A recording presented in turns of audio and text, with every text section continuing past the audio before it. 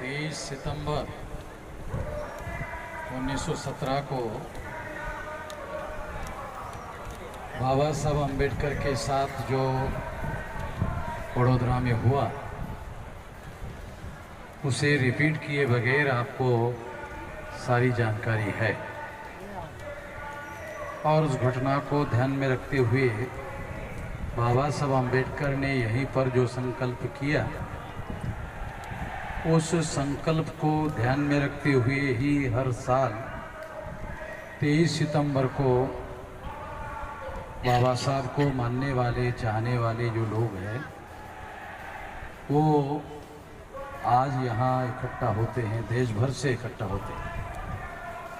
तो ये बड़ा दिन है, बहुत बड़ा दिन इस दृष्टि से है क्योंकि यदि बाबा साहब अम्बेडकर ने संकल्प नहीं किया होता तो फिर हम लोगों का जीवन जो आज हम लोग जी रहे हैं वो शायद हम लोगों को जीने का मौका नहीं मिलता। वो अपना केवल अकेले का जीवन सुधार लेते और समाज का जीवन वैसे के वैसे ही रहता। मगर यहाँ उन्होंने संकल्प लिया और उस संकल्प की वजह से करोड़ों लोगों का जीवन रूपांतरित हो गया, बदल गया। ये संकल्प कितना महत्वपूर्ण था इससे अंदाज़ा लगाया जा सकता है। इसी की वजह से 26 जनवरी 1950 को जो संविधान बाबा साहब अम्बेडकर लिख सके और उस संविधान में उन्होंने ऑल सिटीजन्स आर इक्वल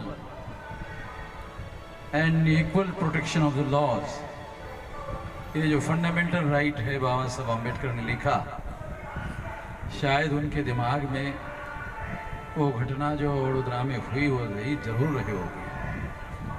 तो जो संविधान के इस आर्टिकल में वो बात रिफ्लेक्ट होती है और उन्होंने उसे संविधान का मौलिक अधिकार घोषित कर दिया।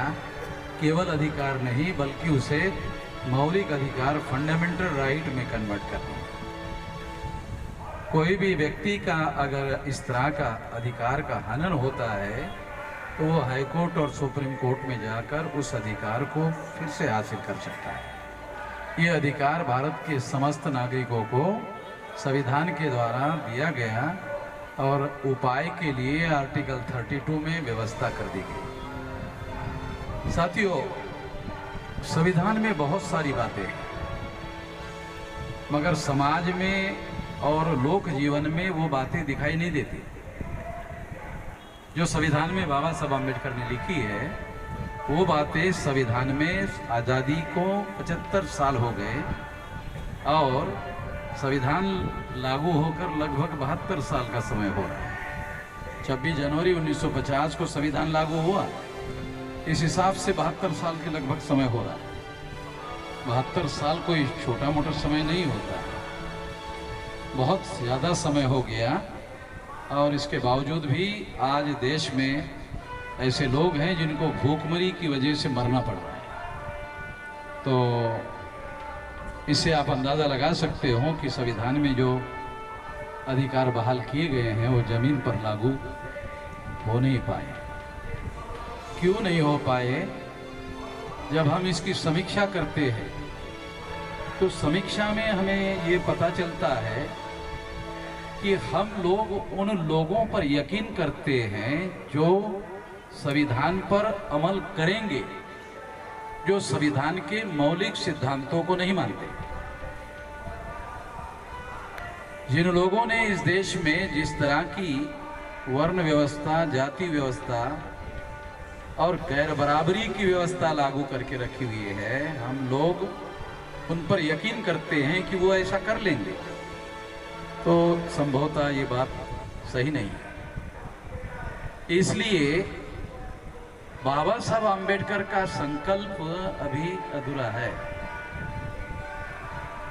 बाबा साहब अम्बेडकर ने जो संकल्प किया वो तो उन्होंने संविधान में लिख दिया, मगर वो संविधान अमल में ना आने की वजह से वो जमीनी स्तर पर संकल्प अधूरा है। यदि उसको पूरा करना है तो पूरा करने का एक ही तरीका है और कोई दूसरा तरीका नहीं है, केवल एक तरीका है। और वो तरीका है, दुनिया में बड़े से बड़े परिवर्तन संगठित शक्ति के बल पर आए। कहीं पर भी संगठित शक्ति के बगैर परिवर्तन आया हो ऐसा कोई उदाहरण दुनिया में उपलब्ध नहीं है। जो दुनिया में बड़े से बड़े परिवर्तन आए हैं वो संगठित शक्ति के बल पर आए हैं। बाबा साहब आम्बेडकर को मानने वाले जो लोग हैं वो इस बात को केवल विचार नहीं बल्कि व्यवहार के आधार पर इसे स्वीकार करना और संगठित शक्ति निर्माण करने का काम करें। अगर हम संगठित शक्ति निर्माण करने का काम करते हैं तो हमारे नियंत्रण में होगा संविधान के सिद्धांतों पर अमल करना।